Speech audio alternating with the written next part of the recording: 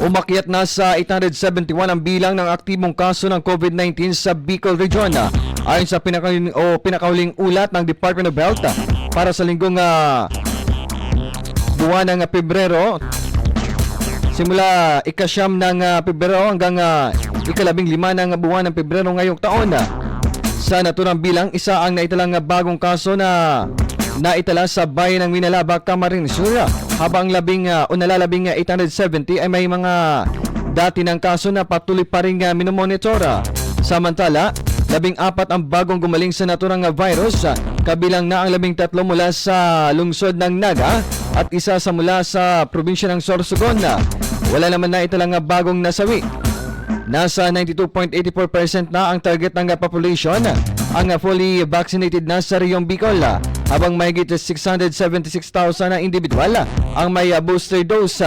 Nananatili namang walang naitalang pasyente sa mga COVID-19 beds ng Riyon.